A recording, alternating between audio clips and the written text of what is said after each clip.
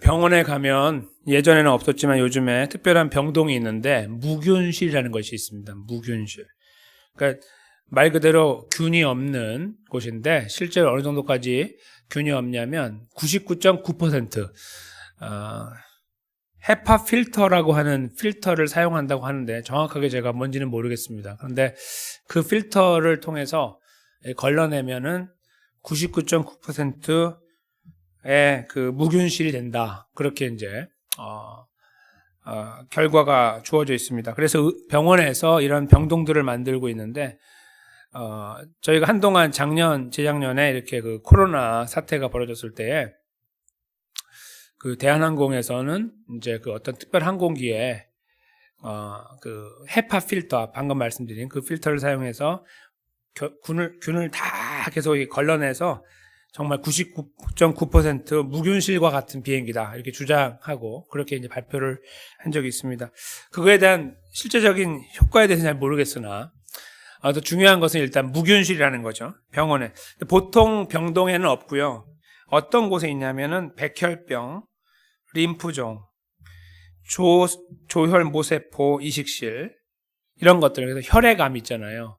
그러니까 백혈병이라고 보통 부르는 그런 환자들이 계시는 곳에 이제 무균실을 이렇게 설치를 하고, 그래서 이 병 상태가 막 진행되는 것을 어떻게 하든 막으려고 하는 그런 노력으로 그렇게 이제 하고 있습니다. 여기 지금 제가 가져온 사진은 뭐냐면 이제 저쪽 이대 서울병원 이제 한 사진인데요.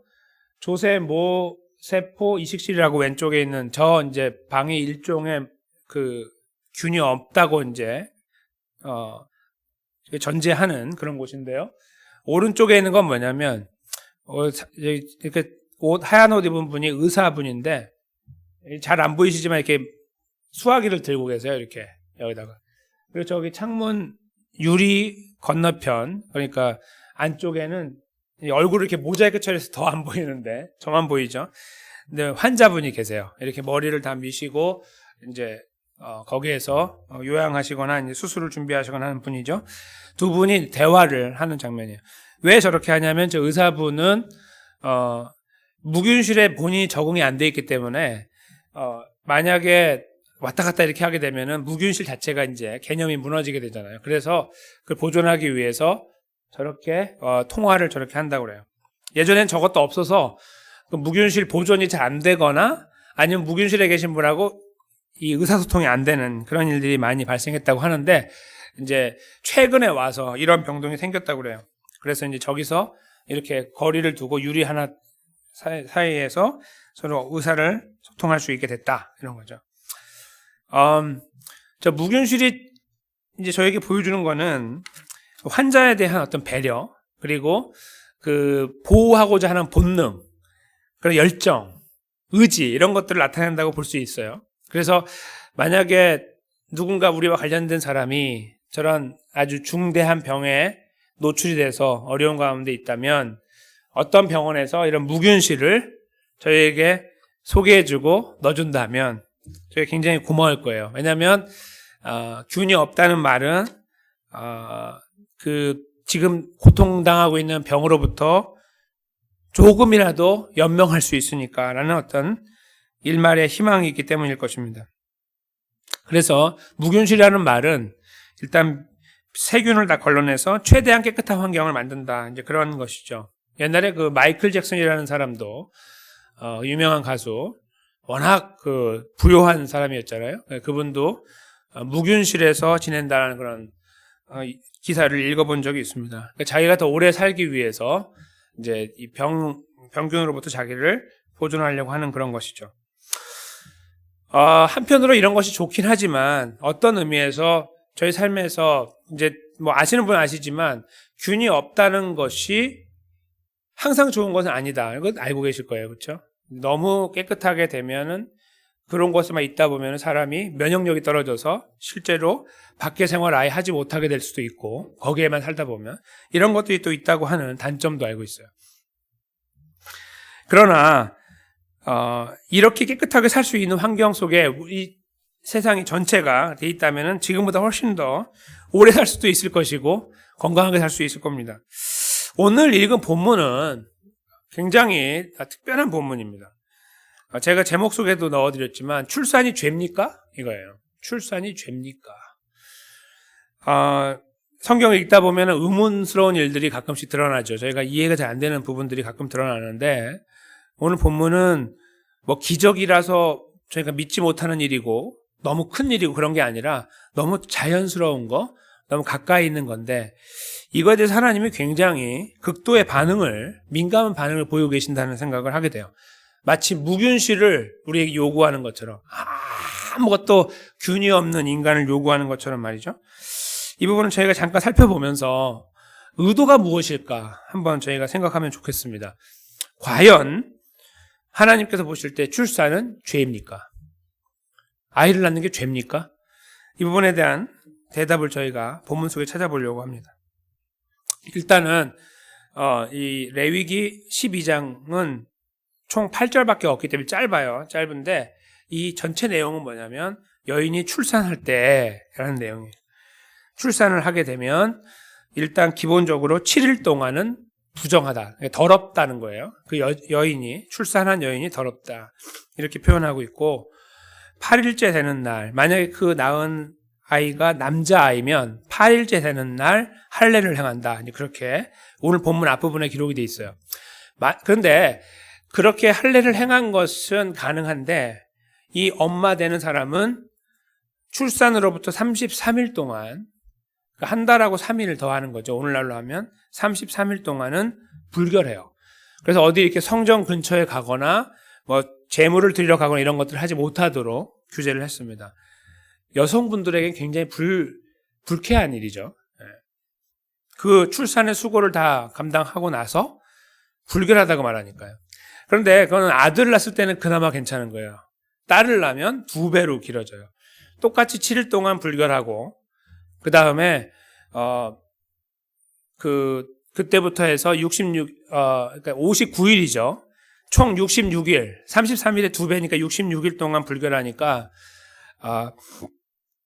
상당히 본인으로 하여금 분노가 일어나게 만드는 그런 제도예요. 근데 그것을 하나님께서 여기서 말씀하신 다음에 이제 오늘 그 문제를 해결하는 방법을 알려주셨어요. 이제 일단 이 부분을 잠깐 저희가 헤아려 보겠습니다. 자녀간 정결케 되는 기한이 차거든 그 여인은 번제를 위하여 1년 된 어린 양을 취하고, 그러니까 33일이 지나거나 66일이 지나면 그런 말입니다. 속죄제를 위하여 집비둘기 새끼나 산비둘기를 취하여 회막문 제사장에게로 가져가라. 그러니까 두 가지 제사를 드리라는 건데, 번제라는 거는 전체를 그냥 다 태워버리는 거예요. 그냥 그대로 올려갖고 싹 태워버리는 게 번제인데, 번제를 일단은 하기 위해서 어린 양을 취하라. 또 속죄제, 죄를 사하는 제사를 하기 위해서 집비둘기 새끼나 산비둘기, 이제 비둘기는 굉장히 흔하다고 제가 말씀드렸죠, 한번. 그래서 굉장히 싼 거예요. 그러니까 조금 부담이 덜한데, 어린 양은 그래도 값이 많이 나가니까 상당히 큰 제사가 되는 거예요. 그러니까 출산한 게 죄냐라는 말이 나오게 돼요. 왜냐하면 이렇게 큰 제사를 출산 때문에 드리니까요. 그 다음에 7절에 보시면 제사장은 그것을 여호와 앞에 드려서 여인을 위하여 속죄할지니, 속죄라고 하죠. 죄를 없애는 거. 그리하면 사녀리 깨끗하리라. 이는 자녀간 생산한 여인에게 대한 규례니라. 그러니까 63일, 66일째 이걸 통해서 본인이 드디어 깨끗하다라고 사람들에게 말할 수 있고, 편안하게 사람들 만나고, 그리고 성소에도 갈 수 있고, 이렇게 기본적인 모든 생활을 할 수 있게 된다는 거예요. 참 어떤 의미에서는 어이가 없어 보이고, 조금 제가 경건하게 생각하면은 하나님이 너무하다고 생각할 수 있습니다. 그렇죠? 특별히 남성분들은 별로 거부감이 없는 말씀이나 여성분들에겐 더더욱 그렇게 다가갑니다. 근데 이것이 끝나고 나서 마지막 절은 어떤 말씀을 하고 있냐면, 만약에 너무 가난해서 어린 양을 드리지 못하게 될 때는 8절에 나와 있듯이 산비둘기나 집비둘기를 통해서 번제와 속죄제를 드려야 된다. 이게 무슨 말일까요? 가난하다고 예외가 없다는 거예요. 그러니까 평균 정도 이상 사는 사람들은 무조건 양하고 비둘기를 가져와야 되고, 거기에 못 미쳐서 먹고 사는 것이 어려운 사람은 비둘기를 가져와야 되는 거예요. 저는 가난하니까 못합니다라고 아무도 핑계하지 못하게 가장 값싼 비둘기를 드릴 수 있는 제도를 여기에 확정해 놓으신 거예요. 그러니까 이것은 해도 되고 안 해도 되는 것이 아니고 반드시 해야 되는 거예요. 여인이라고 하면. 그리고 그것도 출산 자체가 죄가 아닐 것 같은데 하나님은 이렇게 죄를 사하는 제사를 드리도록 했어요. 어떤 학자들은 이것을 해석할 때 이거는 죄 문제가 아니고 이 하나님께서 자녀를 주셨으니까 감사함으로 드리는 거다. 이렇게 그 말을 의역을 해서 설명하려고 해요. 왜냐하면 납득이 안 되니까. 뭐가 죄라고. 근데 그것은 성경 앞부분의 문맥을 잘 이해하지 못하는 처사입니다. 왜냐하면 오늘 본문 제가 앞에 말씀드린 것처럼 2절부터 시작하는 내용인데요. 2절부터 5절까지는 속죄, 죄를 이거는 더럽다. 그래서 죄가 이건 사해야 된다라는 의미를 다 말씀해 놓고 계시는 거예요. 그러니까 좋아서 감사해서 드리는 게 아니고 정말 더러워서 드리는 거예요. 그렇게 하나님께서 말씀하고 계시는 게 분명합니다. 그래서 저희는 그렇다면 왜 하나님은 이렇게 엄위하게 이 출산의 문제를 보고 계실까? 이렇게까지 말씀하시면 차라리 출산을 하지 말라고 하시든지 뭔가 이러면 좋은데 그런 것도 아니라 생육하고 번성하라고 말씀하신 분이 하나님인데 왜 출산의 경우에 이렇게까지 귀찮게 그리고 오랜 시간 동안 걸리게 해서 정결하는 제도를 만들어 놓으셨을까 하는 것입니다. 근데 저희가 여기에서 한 가지만 더 생각하고 나서 이 문제를 다시 이해하면 좋겠습니다. 그건 뭐냐면 저희가 지나왔던 부분인데요. 레위기 8장에 보시면 그 제사장 위임식이 나와요. 기억하실 거예요.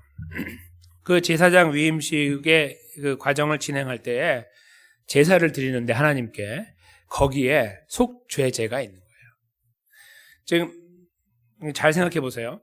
지금 제사장을 세우는 과정은 사실은 이스라엘 앞으로 걸음에 매우 중요한 시간이에요. 그거는 이제 그 사람들이 하나님께 범죄해도 살 수 있는 길이 열린 거예요. 그것을 위하는 첫 번째 이 과정을 만들어 나갈 때 하나님이 사실은 개인적으로 모르겠으나 거기서 속죄제가 필요할 것 같지 않아요. 그런데 하나님은 거기에서 속죄제를 드리도록 했습니다.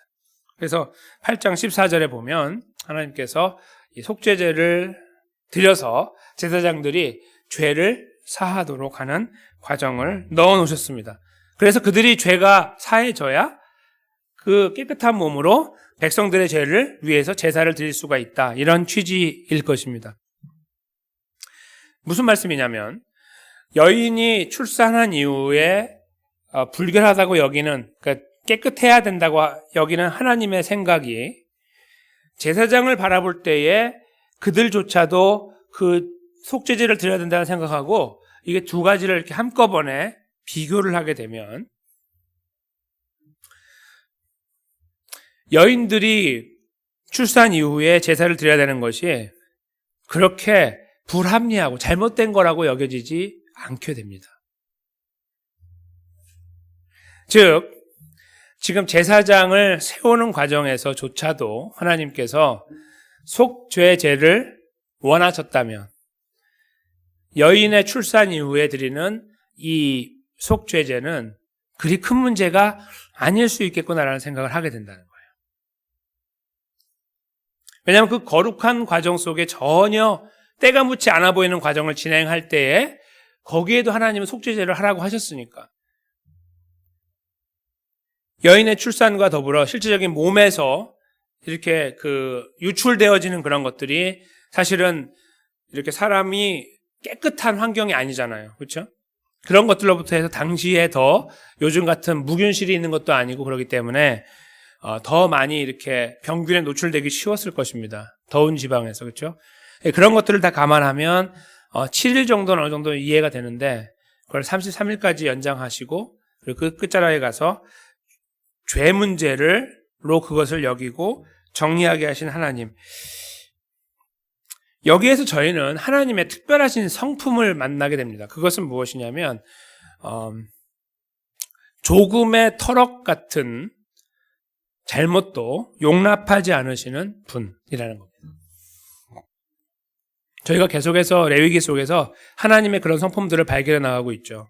근데 하나님께서 어느 정도까지 이 더럽고 죄로 여기는 것들을 확장시켜 나가냐 하면 오늘 본문에 나와 있는 이 출산의 문제까지도 나아간다는 거죠. 너무너무 자연스럽고 축하해줘야 되고 하나님도 복을 주시고 기뻐하실 일처럼 여겨지는 그 상황조차도 거기에서 발생하는 여러 가지 크고 작은 불결한 것들, 상황들을 보면서 하나님은 그것이 불결하다고 평가하시고 그것을 처리하기 위해서는 그냥 한 달 넘어서 그냥 나오지만 않으면 되는 게 아니라 하나님께 나와서 그 일을 속죄제를 드려서 과정을 진행해 나가야만 한다고 말씀하신 겁니다. 그 정도로 하나님은 정결함에 대해서 매우 강도 높은 99.9% 이상을 요구하시는 분이다 하는 것을 여기서 저희가 헤아리게 됩니다. 저희가 지난 시간에 그 거룩함에 대한 말씀을 나누면서 했던 말씀을 기억하시면 좋겠습니다. 왜 그들이 거룩함을 추구해야 되는가, 이스라엘 백성들이. 그것은 하나님께서 그들을 거룩하게 하셨기 때문이다라고 말씀드렸던 것을 기억하시죠. 즉 그들이 그렇게 거룩하게 노력을 하면 그 노력의 결과로 거룩하게 되는 게 아니고 그들이 거룩하게 됐기 때문에 거룩하게 해야 된다, 살아야 된다고 말씀하셨던 것과 오늘 본문이 이렇게 일맥상통하고 있는 것입니다. 하나님께서는 절대적인 완벽한 죄 없음을 요구하고 계시는 분이기 때문에 모든 인간은 그 하나님 앞에서 항상 죄의 문제가 발목을 잡게 되는 것입니다. 그 앞에 저희가 서 있는 거예요. 그러니까 하나님의 엄위하심은 너무나 커서 저희들이 생각하는 것보다 더 정밀하게 저희를 판단하고 계신다는 것입니다. 그러니까 한편으로는 이 하나님을 이해하지만 한편으로는 하나님이 너무나 무섭다 하는 것을 또한 이 출산의 과정 속에서 발견하게 되는 거예요.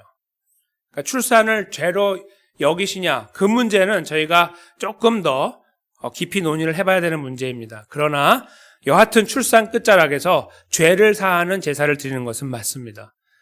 그 정도로 하나님께서는 아주 작은 일조차도 저희가 간과하고 이 정도는 괜찮겠지라고 하는 것조차도 하나하나 끄집어내셔서 그것이 옳고 그름을 판별하기 원하시고 거기에서 잘못됐다고 여기시는 거에 대해서는 반드시 짚고 넘어가시고 문제를 해결하기 원하시는 분이신 것을 여기서 확인하게 된다는 것입니다. 그래서 하나님은 오늘 이 본문을 통해서 저희들에게 하나님의 성품은 호락호락하고 환경에 따라서 조건에 따라서 그 사람에 따라서 왔다 갔다 유동적인 것이 아닌 것을 말씀하고 계시는 것이죠. 모두에게 가진 자나 못 가진 자나 하나님께 가까이 하는 자나 그렇지 않은 자나 모두에게 똑같은 적용할 수 있는 룰을 여기에 말씀해 놓고 계신다는 것이죠. 이것을 통해 하나님의 그 엄위하신 성품이 드러납니다. 히브리서 9장 13절에서 14절 말씀에 오늘 저희가 함께 이제 마지막으로 읽을 부분인데요. 예수님의 십자가의 죽으심을 표현할 때 특별히 오늘 본문에서 등장하고 있는 것처럼 이 속죄제와 관련해서 예수님의 죽으심이 영향을 미쳤다는 것을 설명하고 계시는 장면이 나옵니다. 그걸 저희가 함께 먼저 읽도록 하겠습니다. 13절부터 14절인데 한 목소리를 읽겠습니다. 염소와 황소의 피와 및 암송아지의 재로 부정한 자에게 뿌려 그 육체를 정결케 하여 거룩해 하거든. 하물며 영원하신 성령으로 말미암아 흠 없는 자기를 하나님께 드린 그리스도의 피가 어찌 너희 양심으로 죽은 행실에서 깨끗하게 하고 살아계신 하나님을 섬기게 못하겠느뇨. 아멘. 예수 그리스도의 피가 여기 14절에 언급되어 있죠. 근데 하나님께 드린이라는 표현이 있습니다. 지금 예수님께 십자가 돌아가신 과정 속에 흘린 피를 표현하는 건데 그것은 하나님께 드린 거죠. 흠없는 자기를, 그렇죠? 흠없는 예수 그리스도가 그 피를 흘려서 동물의 피를 대신하였다는 말씀이에요.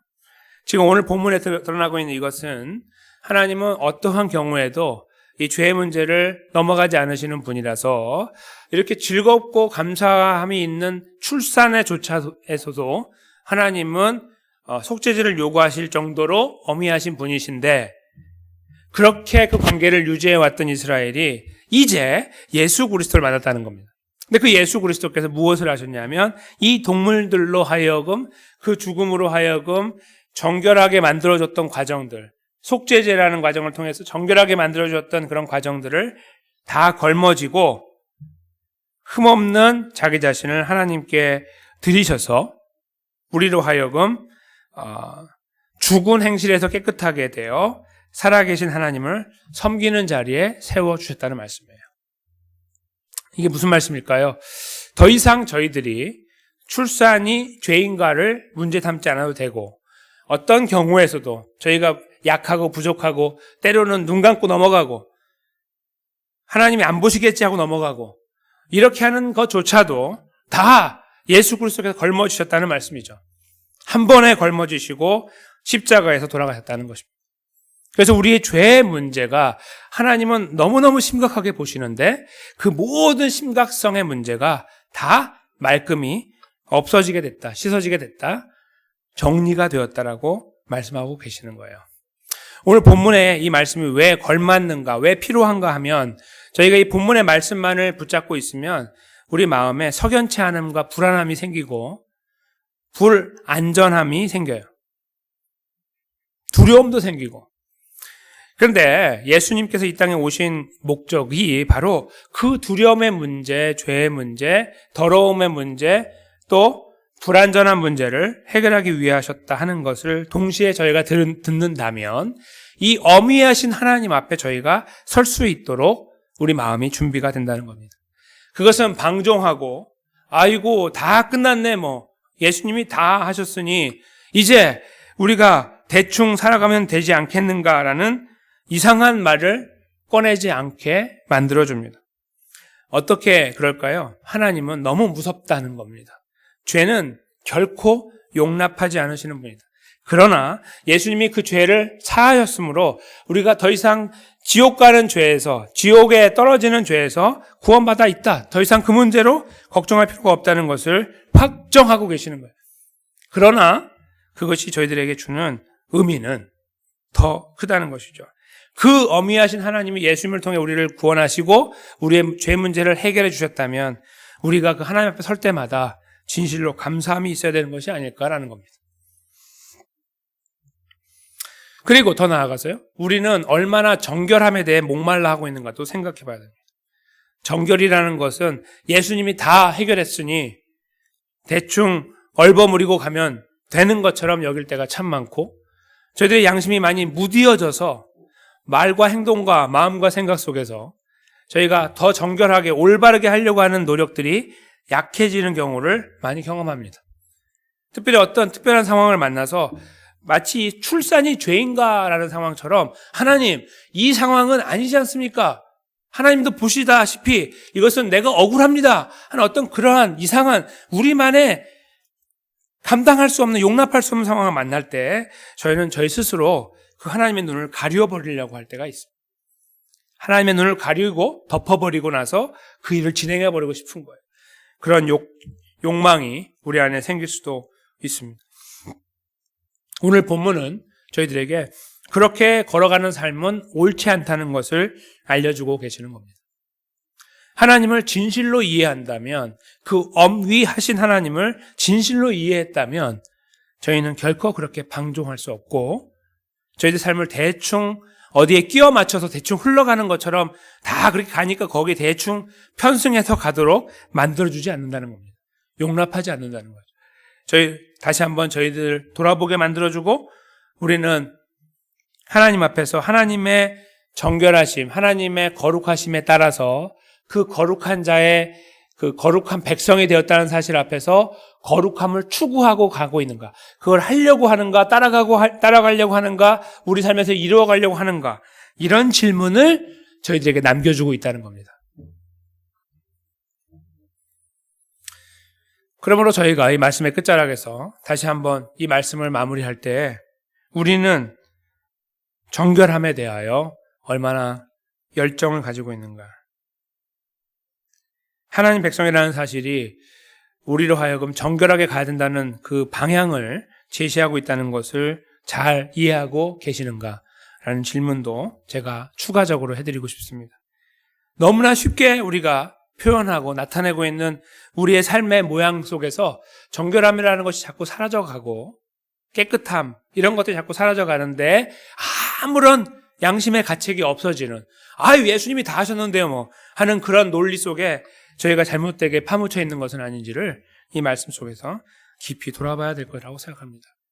그것은 저희로 하여금 우리가 받은 구원이 너무 크다는 것을 다시 한번 돌아볼 수 있는 기회를 줄 거라고 믿습니다. 너무 큰 구원, 이 은혜 앞에 저희가 서 있으므로 우리를 그렇게 뜨겁게 사랑하셨던 하나님, 그 모든 우리의 죄를 걸머지시고 그리스도의 그 모든 피를 흘려주신 예수 그리스도, 우리의 눈을 열어서 이 모든 과정을 믿음으로 이해하게 하신 성령 하나님, 이 놀라운 역사들이 우리에게 주어졌다는 사실을 저희가 진실로 믿음으로 바라보고 감사할 수 있을 때 저희는 이 말씀에 출산이 죄인가?